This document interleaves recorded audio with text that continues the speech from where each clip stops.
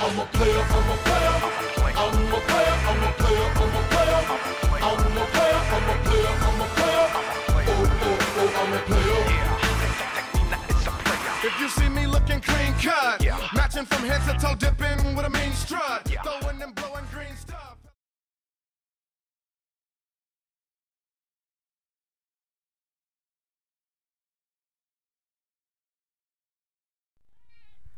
Welcome to Ghettofabulous Warhammer. That's right, it's time for another Ghettofabulous Warhammer episode. In fact, we've got battle report number 10, 2,500 points, Dark Elves versus High Elves. Now, it's been a while since the last report.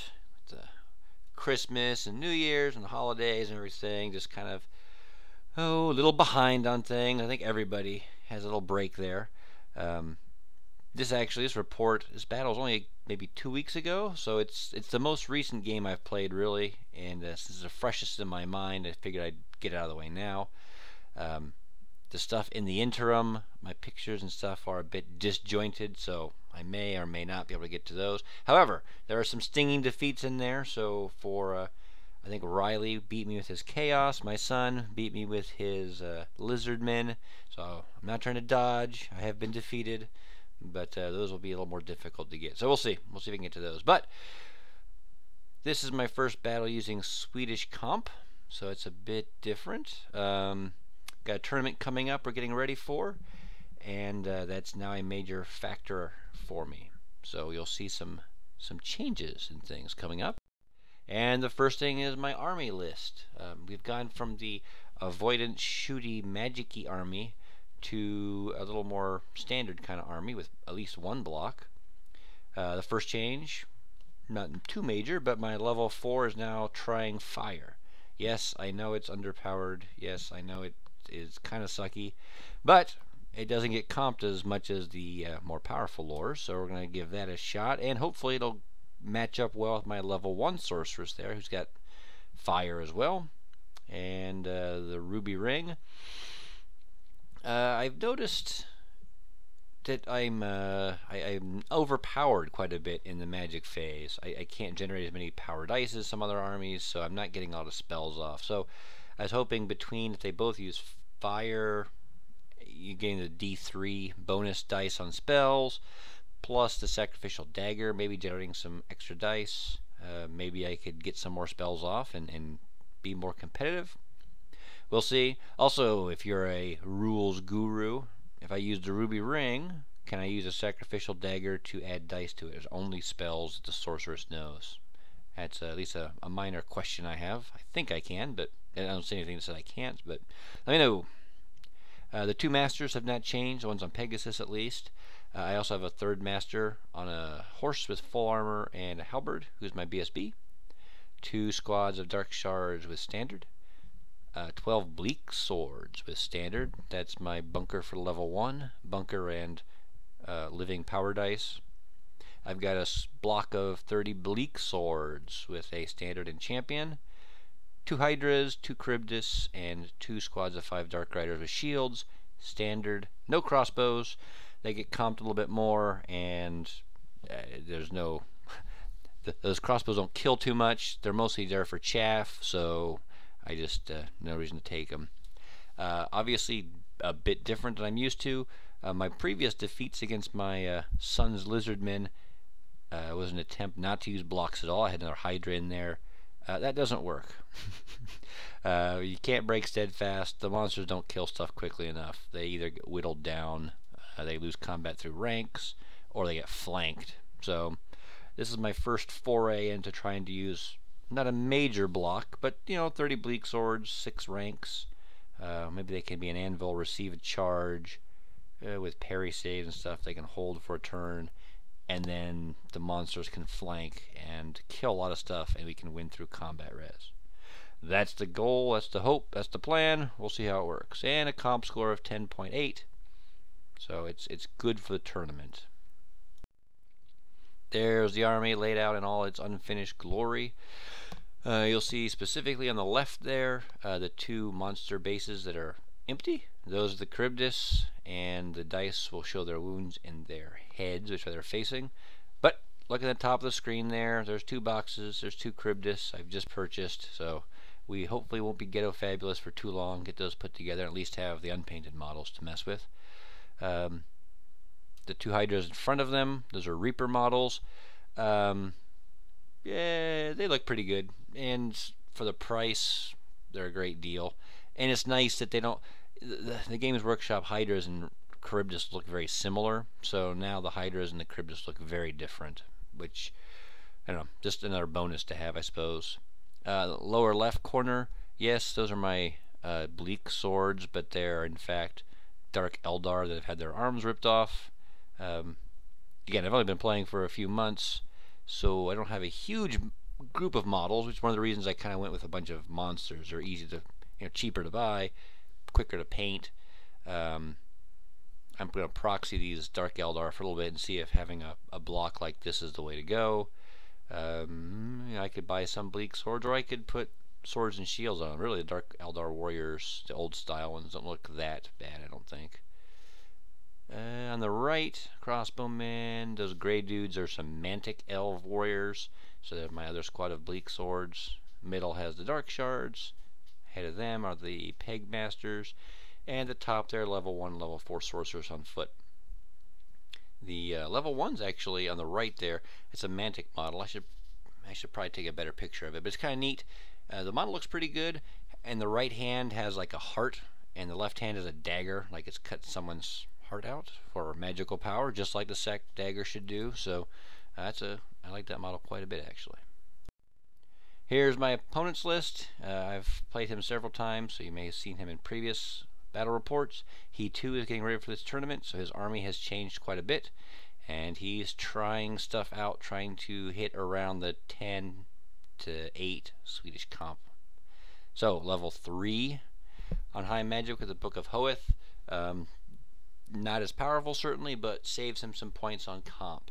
A lore master with the Sword of Anti-Heroes and a 4+ shield that gives him a 4+ parry save. He had a BSB hero on foot with a halberd and a potion of strength. 2 squads of archers, 2 squads of reavers, 5 silver helms, 2 squads of white lions you can see there, Phoenix Guard, and sword masters, 10 of them with a champion. Well, several blocks, so it'll give give me something to test at least against with my block. Probably has some more war gear in there. I put down the ones I either knew he had, or beforehand, or came into my knowledge during the game for whatever reason. I think he had a dispel. Yeah, he had a dispel scroll in there too. And I actually forgot to put on here, but you'll see in the next he had 2 bolt throwers. I don't have any in my list anymore, despite having 4 in my normal uncomped list, which is difficult. He managed to squeeze 2 in though, so there you go. And his army's glory. And that leads us to the next. The battlefield. There you go. Nothing too special, but a couple hills, a couple forests, and some impassable terrain, so it'll work.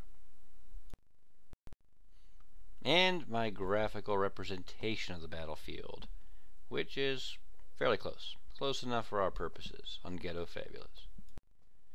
Alright, so initial thoughts.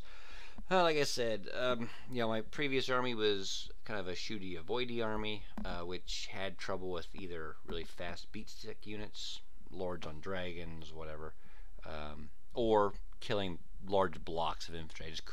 I couldn't finish them off. Trying to put together an army quickly without buying huge numbers of models. Had lots of monsters, like I said, a Hydra, and I think I had one of my masters on a Manticore. It just couldn't. It could, just like the previous army, it could clear chaff, but it couldn't break the blocks, and I need to be able to break those for the tournament.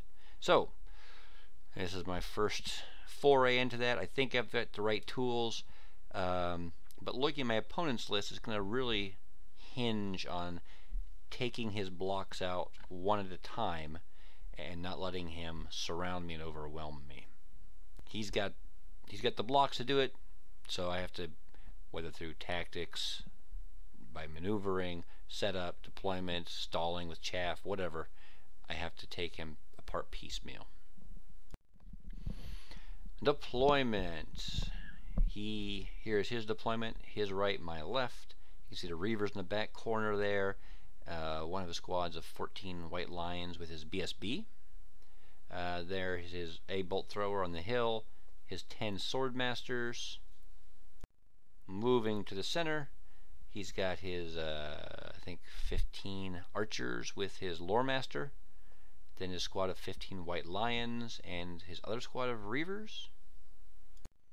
And on the right flank, the first thing there, kind of towards the center really, are the Phoenix Guard with his level 3.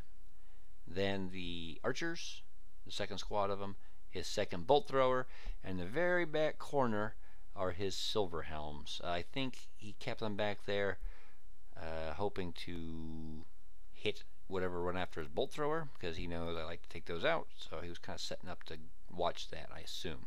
Seemed a little weird way back in the corner, but I'm guessing that's what his thought process was.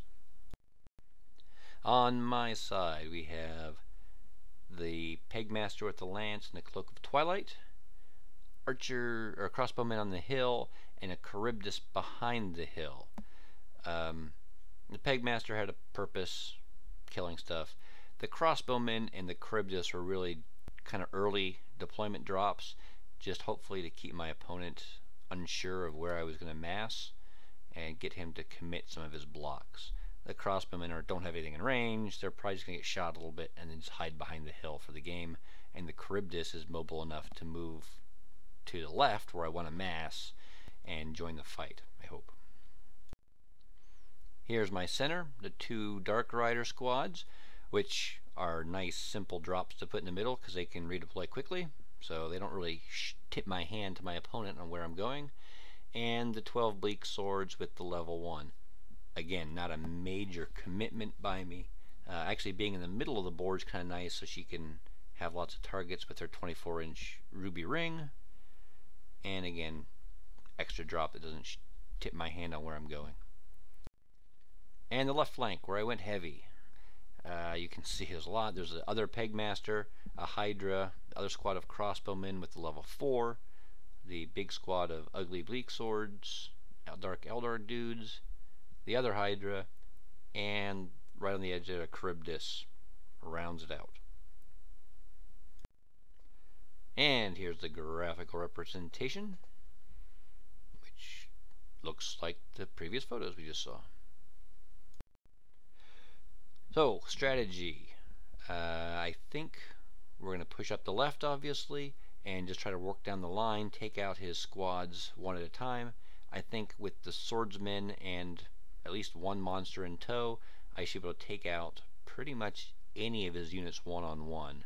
Swordsmen have enough ranks to break steadfast, and any of my monsters should kill quite a few of his troops. The Pegmaster there can go in and take out the Bolt Thrower, and then has quite a few options after killing that to reform. Either hit the White Lions or the Swordmasters in the rear to help out the blocks, or hit that squad of Archers with the Loremaster. This one has a +1 strength sword and the Dawnstone, so it can pretty safely chew through the Archers or other, not as big combat blocks, but other squads safely. It might take a couple turns, so I don't want to get flank charged, but he's a good unit. The White Lions and the Phoenix Guard are like his second wave, so how do I keep them from flanking and overwhelming my block?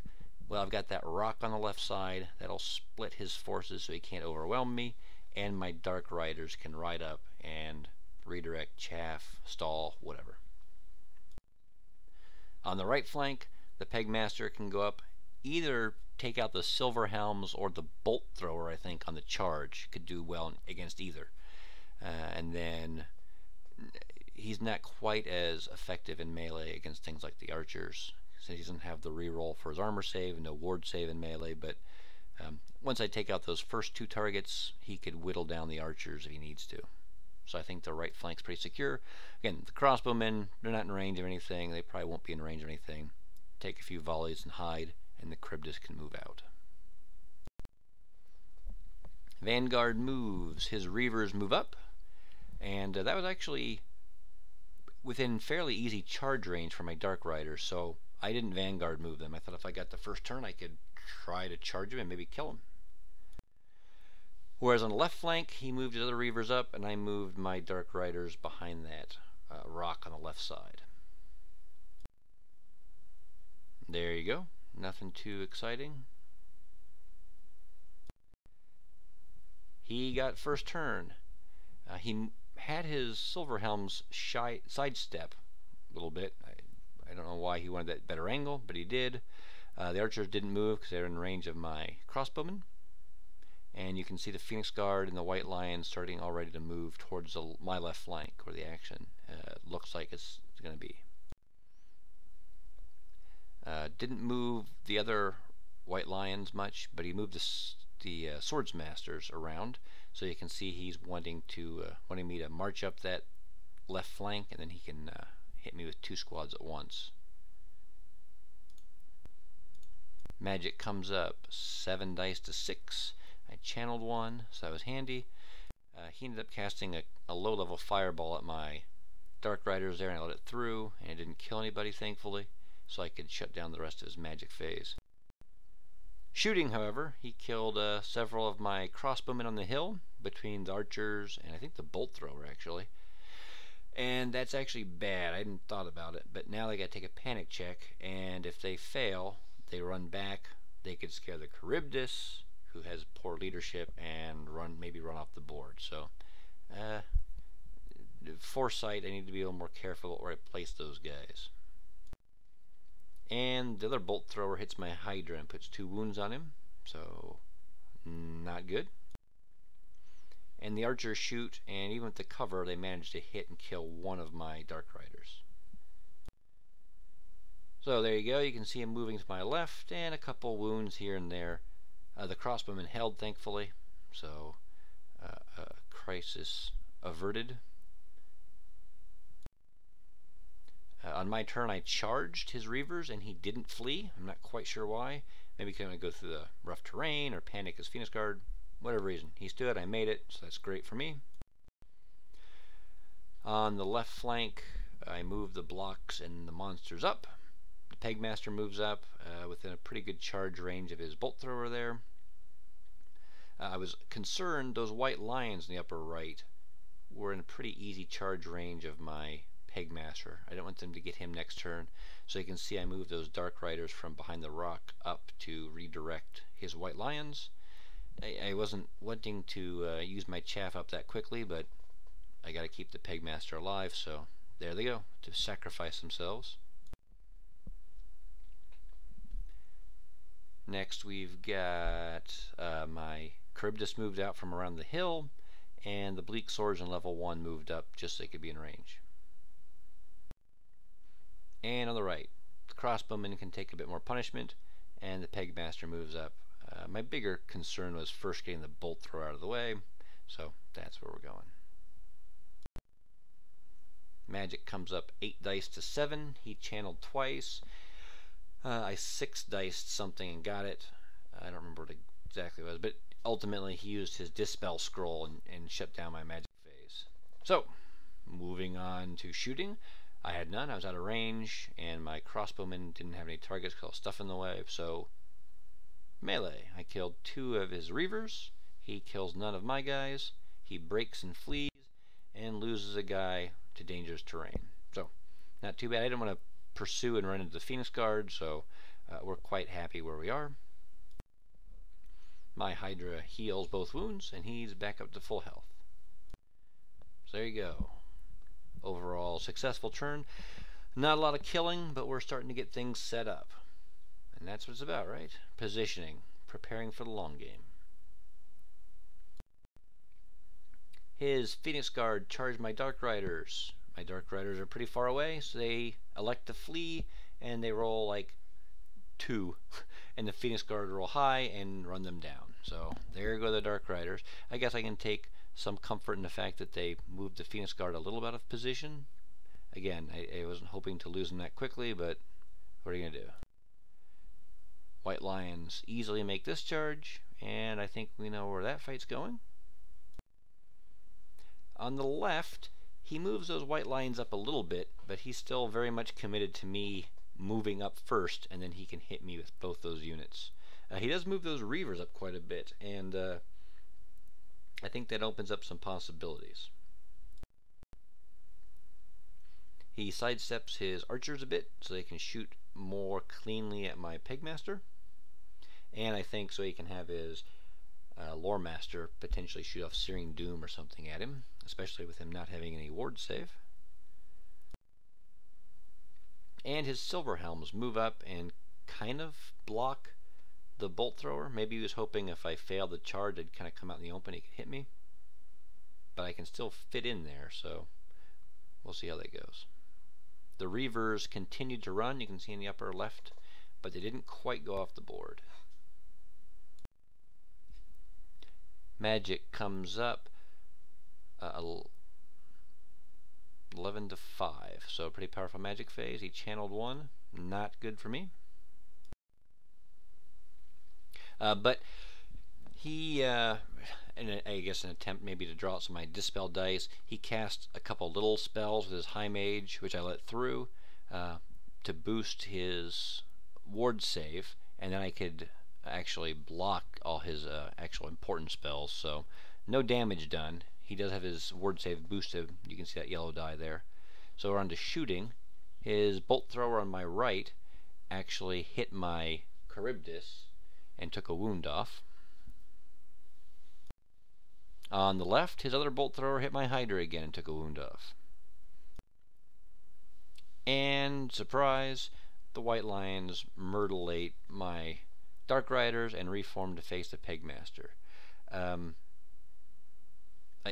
not sure exactly what his thought process there was. Well, I assume to hit the Pegmaster, but he's going to charge next turn, and it's a pretty close charge.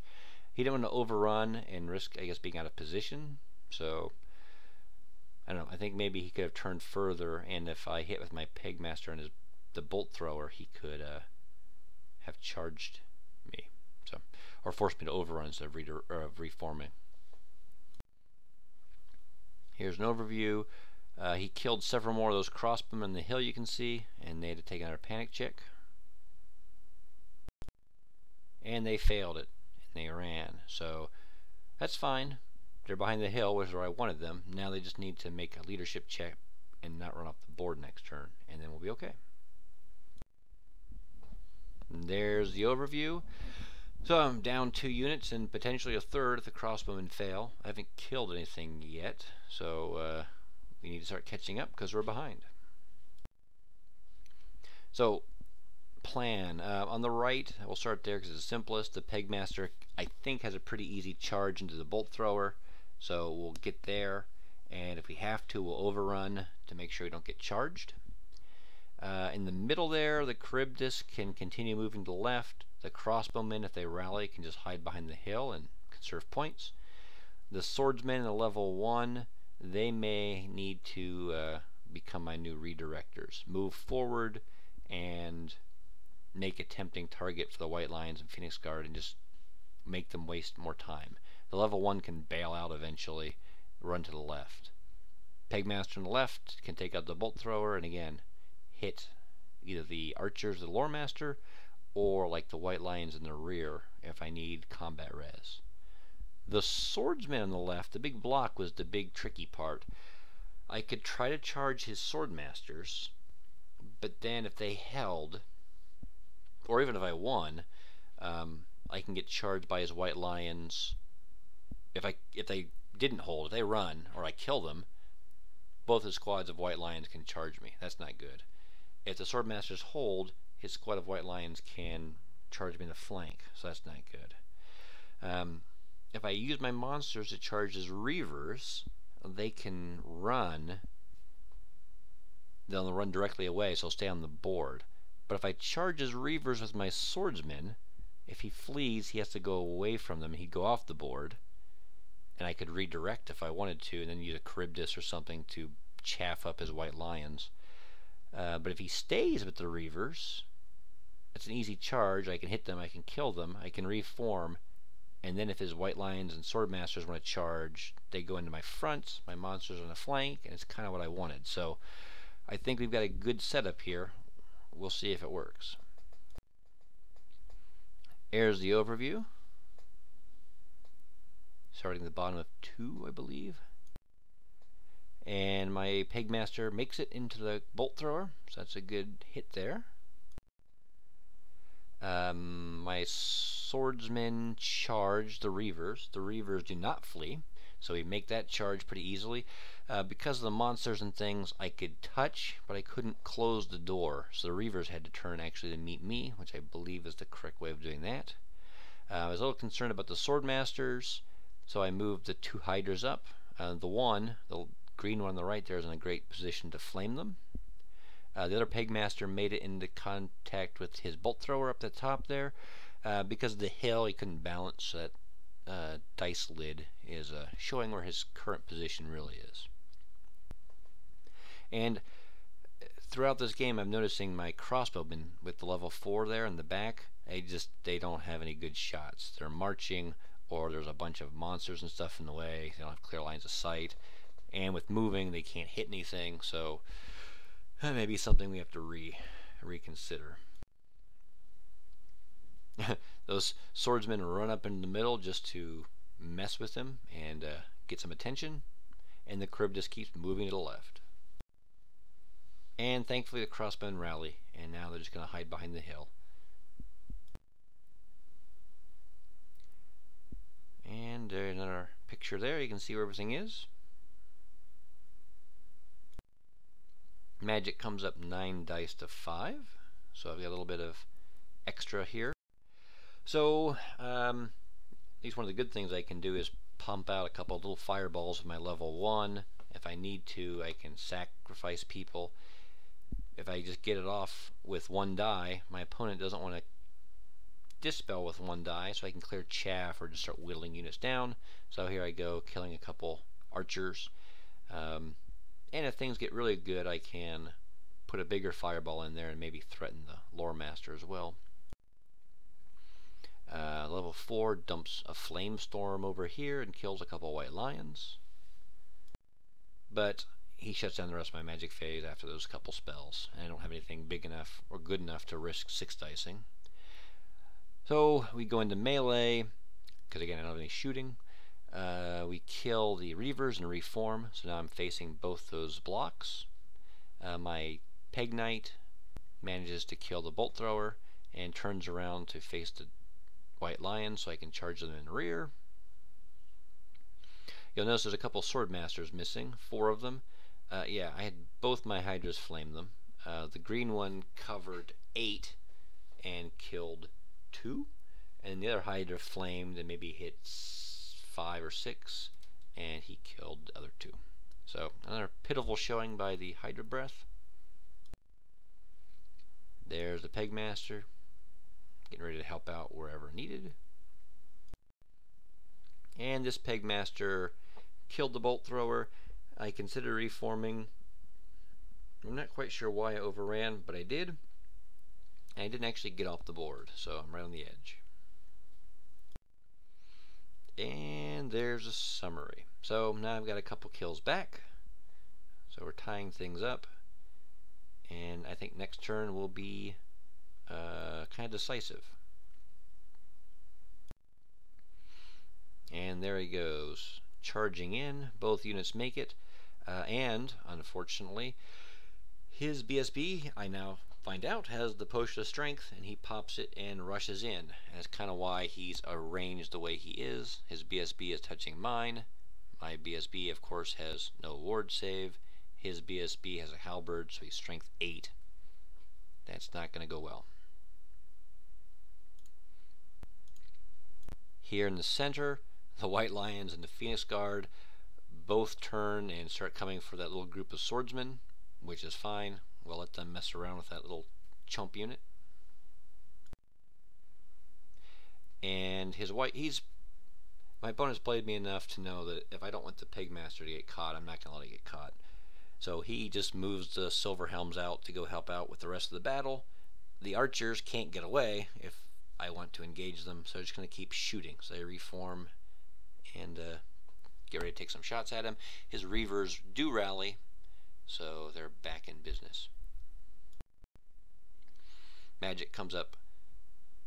Well, I've got it listed here as 7 to 5. I'm trying to think how on earth that could come up with 2 channels, with him getting 7 and me getting 5.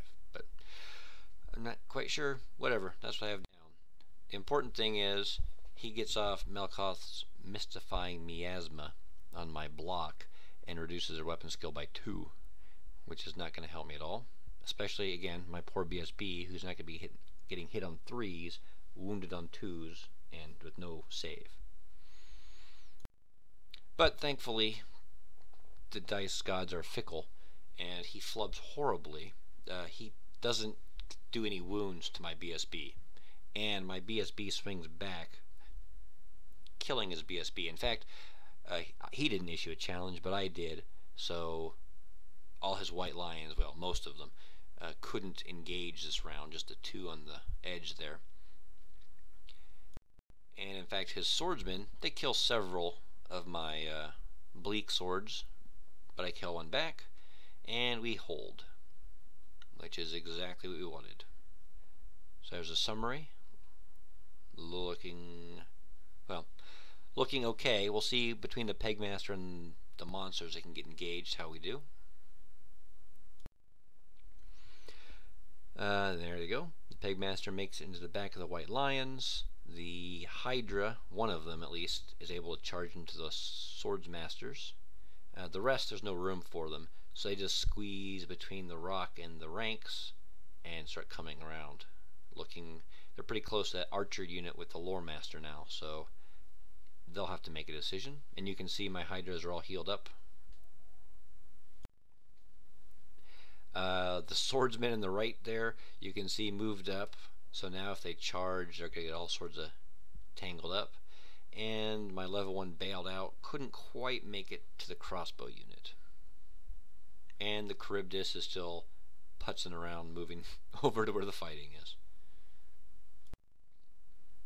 I didn't want to get tied up too long with the archers, with my Pegmaster there. And I was kind of concerned because he's lost combat before. If he attacked those archers, they'd be steadfast, and then those Reavers could charge him in the flank, and then you get all sorts of negative combat things, and most of the points are on the left. So I just started heading over that way.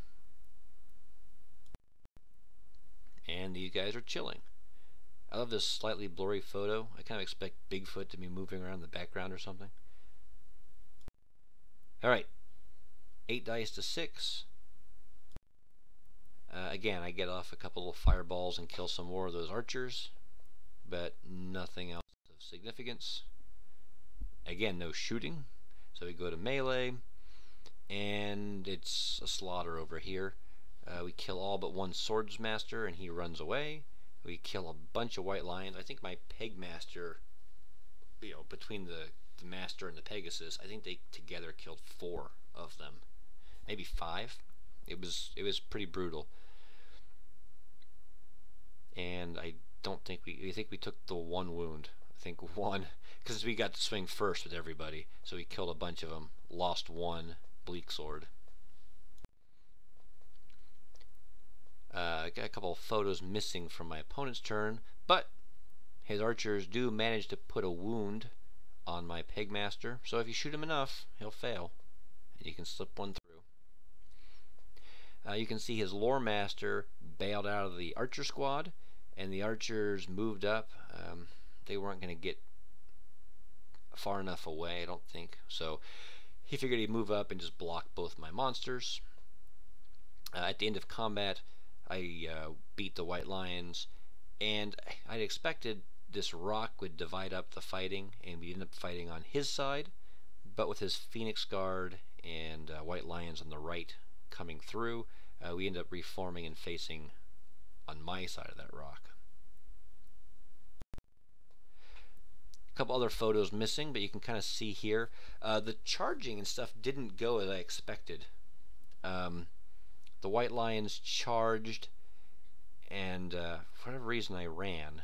We fled, And the Phoenix Guard, maybe they charged, I don't remember exactly where, but they charged the Charybdis, and it was a kind of a far charge, but it was doable, and I didn't want them to catch the Charybdis. My level 4 is nearby, so he could probably rally. So I had him flee, and the White Lions are still facing the wrong way, but the Phoenix Guard are getting a little close now. But I kind of opened up some possibilities the more I thought about it. You can see my level 1 there with the big skull. His lore master cast a fireball or something and nuked him. So that part didn't work out as I had planned. On my turn, a couple things here. Top of the screen, you see the Hydra and the Charybdis charging into the archers. That was easy. Right to the right of them, you'll see my Pegmaster touching his lore master. That was kind of a long charge. I assumed he would flee, and then I could try to charge with my other Pegmaster, but he held.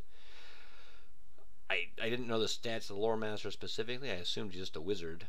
But I know my opponent likes to give kind of surprises when possible, so I was a little hesitant.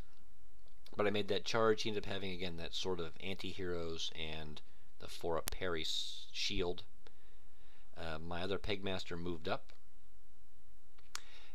And I thought, this is the most difficult decision I made. I could have just kept moving my crossbowman with level 4 away and tried to whittle down his blocks, but I don't have a lot to whittle with. So instead, I wheeled them. They were an easy range of his Phoenix Guard. I shot him and killed 1 or 2 maybe. And I thought, okay, he will probably charge, because he's got my level 4 there, some points with a crossbowman. He'll charge with his Phoenix Guard. He'll beat me. I'll break and run. And then he either reforms, and then I multi-charge him with swords, Hydra, Charybdis, and 1 or 2 of my Pegmasters.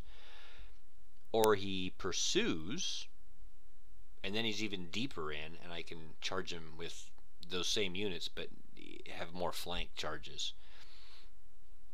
I don't think he can kill my entire crossbowman unit, although he can kill a lot of them. And his level 3 is on the edge of his squad. My level 4 is on the same edge of my squad. So he has to maximize rank, so I think my level 4 will be okay. It seems crazy, but in a points trade, I think his Phoenix Guard in level 3 with gear is worth more than my crossbowman in level 4. Maybe. I guess I hadn't thought I think those are both our generals too, so maybe it comes out a wash. So we'll see. That was the thought process. It seemed crazy. I'm used to just running away and not setting these kind of traps up, but it seemed like the right move. So we'll see how it pays off. Easy charge there. There's that charge. These guys reformed. They rallied and reformed. They're going to face the Silver Helms. Hopefully they'll charge. Maybe lose 1 or 2 if I'm lucky in the woods. And we'll probably still lose combat, but we can always hope. Magic comes up 9-7. He channels 1. He channeled quite a few this game, and I didn't. Nothing of significance gets off. I put 2 wounds on his Lore Master, but he holds. And no surprise, we eat the archers. Not knowing exactly where things are going, I try to hedge my bets. So the Charybdis overruns and goes through, and the Hydra turns back around. And there we go.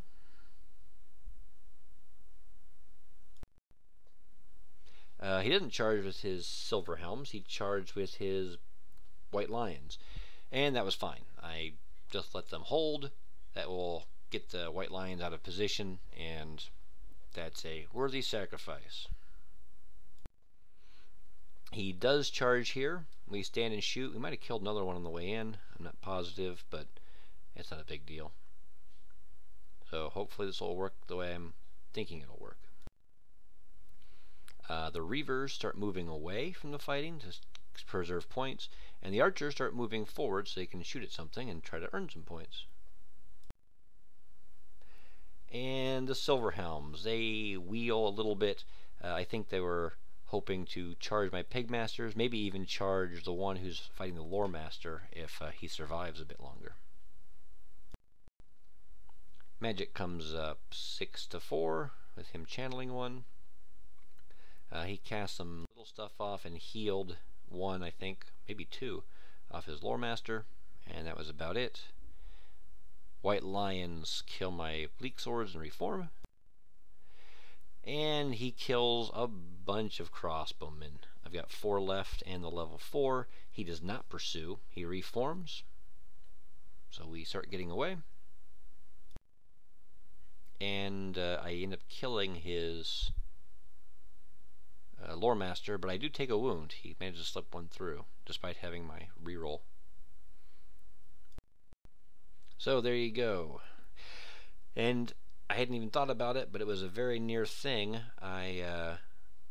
You can look and count there. 4 crossbowmen out of a squad of 13.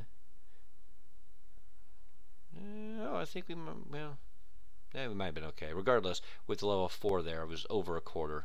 So we at least had a chance to rally. But if I'd lost a couple more, I might not have been able to rally, and that would have been problematic as they ran off the board. But it didn't happen that way. So now we can see if my other plan works out properly. And everything charges in. There was a little bit of, not working with blocks a lot, there was a little bit of disagreement as to whether or not I could have fit everything in. With the Hydra, the mountain, the block there, it was very close. We ended up dicing off on it, which doesn't make anyone satisfied. And it ended up being, with the dice off, we let it go. For good or bad, I think the Hydra may have killed one guy, so that kind of helped out a little bit. The Pegmaster or the Lance goes in, the Charybdis goes on the other side, and the swords in the front. I send the other Pegmaster and the free Charybdis that way.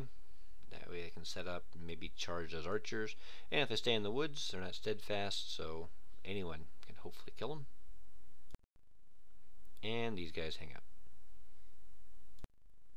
Magic. To add insult to injury, I get a massive magic phase this turn, 11-6. I didn't throw a major spell. I put the, what is it called, Ruby Sword or Sword of Ruin on my Bleak Swords, and it went off irresistibly, killing 2 of my crossbowmen, 2 of my Bleak Swords, putting a wound on my Sorceress, and again forcing another panic check. But and now they, I think, would have been under a quarter strength, but they passed it, so they're good. And now my Bleak Swords are wounding on 3s, which helps a little bit. And between all the attacks, we kill most of the Phoenix Guard. They break and run, and I have the Pigmaster run them down. And I think you can see there we lost, I think, 1 Bleak Sword. So we did very well with ward saves, or parry saves. There's the summary. Quite a bit of killing and prepping to finish off the archers, and the White Lions are really too far away to contribute. So I won't get to finish them off. I'm not going to kill anything else, but... And at that point, he conceded. Game was over. With a Dark Elf victory. I've got it down here as him earning 486 points. He killed my level 1, my 2 squads of Dark Riders, and I forgot to type it in there, but he also killed my squad of 12 Bleak Swords. So, got a few there. I earned quite a bit. I killed the majority of his army. He had a few units left that I hadn't caught. But there you go. And there's, you get the bonus points for generals and standards and things. We always lose track of those, and it's always a pain to try to add them up. But I suppose with a tournament coming up, I should start getting more in the habit of that, since it could make the difference between losing and winning. So the AR, how did it go? Mostly according to plan. The left flank hook worked. The delay up the middle wasn't as good as I had hoped, but it ended up working, especially using that squad of Bleak Swords. And the right flank worked. They're the two terrifying moments. His surprising my BSB with his, he could have nuked that guy very easily, and that could have been very dangerous. My BSB is not designed for combat, but needs to be in or near that combat unit. But if he's out of the combat unit, he's on a horse, there's only a couple of units to put him in, he could very easily lose lookout sirs and get punked.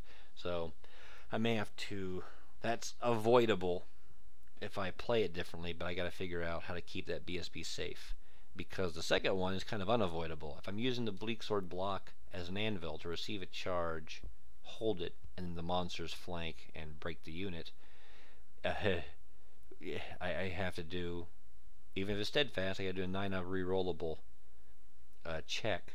And it sounds fine, it sounds reasonable, but I think everyone who's played has failed 9 up rerollables. And if I fail it and that unit gets run down, I'm in a lot of trouble. So maybe it's just the way you got to go. It's terrifying when you roll it though, so I don't like it.